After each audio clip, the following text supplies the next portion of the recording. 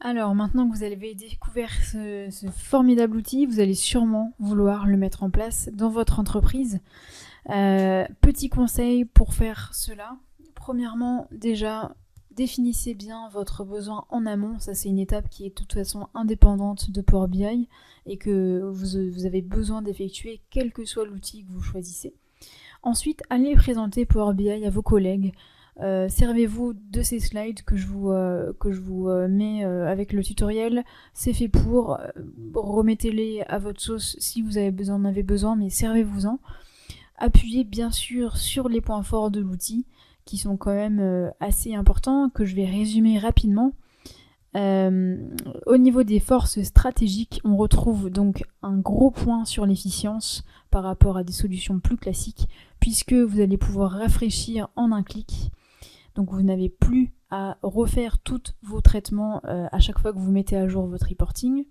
Vous pouvez donc le faire de manière tous les jours si vous le souhaitez. Enfin, à chaque fois que vos données sont modifiées, vous pouvez rafraîchir.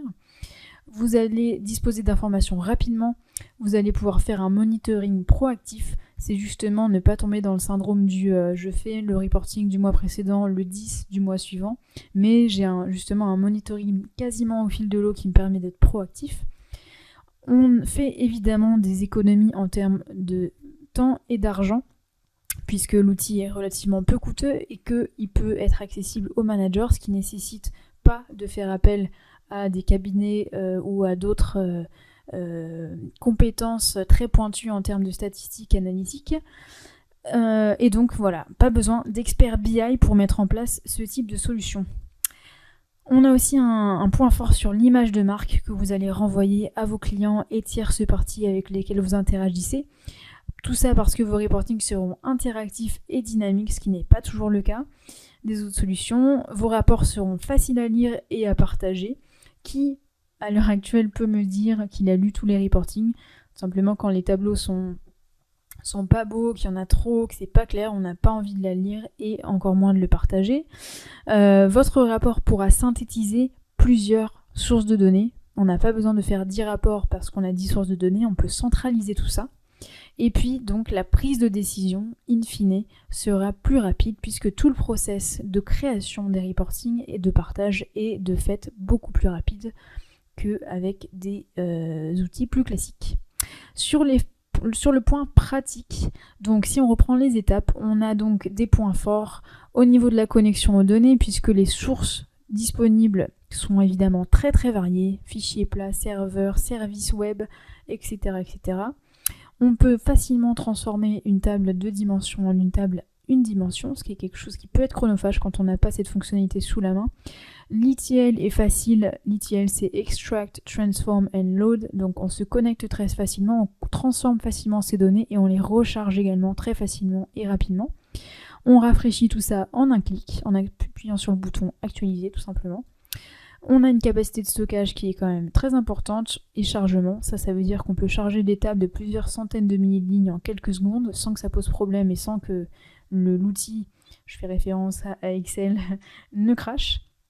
Ce qui permet aussi de faire des comparaisons historiques puisqu'on peut garder cet historique sur plusieurs années et donc faciliter les comparaisons plutôt que de faire avec plusieurs fichiers et de vraiment avoir des difficultés à réaliser ce type de comparaison. Pour ce qui est des calculs, on a un langage qui s'appelle le DAX qui est très puissant, très facile d'utilisation, qui permet l'indentation et tout un tas d'autres fonctionnalités. On peut faire des colonnes calculées basées sur des exemples, ce qui nous permet de ne pas avoir à écrire de fonctions.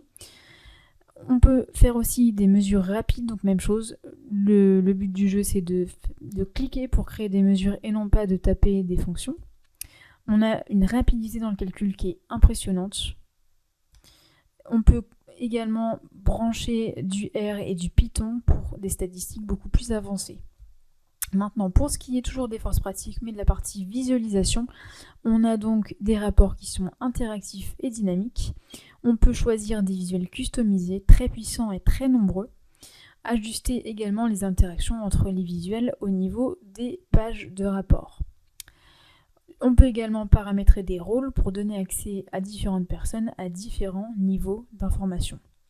Pour ce qui est du partage, je rappelle qu'on peut facilement publier, ce qui permet à chacun après de jouer avec la solution.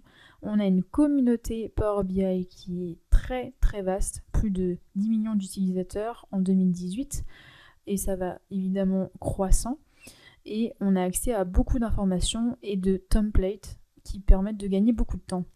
La fonction annotate, annoter sur l'application qui est très pratique pour se transmettre des petites informations et des réactions par rapport aux informations produites. On peut aussi générer des alertes pour être informé en temps réel de la variabilité des informations et des différents seuils des mesures qu'on aura définies. On peut facilement rafraîchir depuis le service et l'application, donc relancer une mise à jour du modèle. Et également, on a des fonctionnalités sympas comme les questions qu'on peut spécifier dans le service, les insights, donc des petites informations rapides sur nos données, et également les métriques d'utilisation, donc la fréquentation, les vues de votre rapport, par qui, où ça, comment, etc., qui est toujours quelque chose d'intéressant à prendre en compte et surtout qu'on n'a pas dans les autres outils BI accessibles.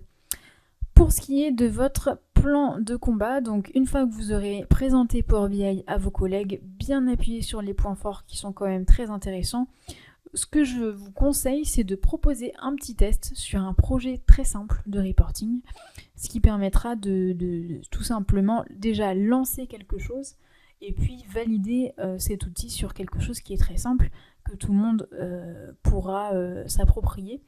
Donc proposez un agenda, venez avec une proposition de budget qui est quand même très réduit vu que vous n'aurez pas besoin d'experts et que l'outil, la version gratuite, je pense, suffira à votre besoin, et ce qui vous permettra d'obtenir un go de la part de votre boss pour pouvoir tester ce premier projet. Au niveau des besoins en formation, comme je l'ai déjà dit, on n'a pas besoin d'être un expert. Je pense honnêtement qu'en quelques jours, quelques semaines, grand maximum, on est capable de manipuler l'outil, d'être à l'aise dedans. N'hésitez pas à aussi aller voir les autres tutoriels que j'ai publiés qui vous permettront d'être beaucoup plus à l'aise avec la solution et aussi d'être à l'aise dans votre manière de présenter Power BI, dans votre manière de convaincre sur un tel projet.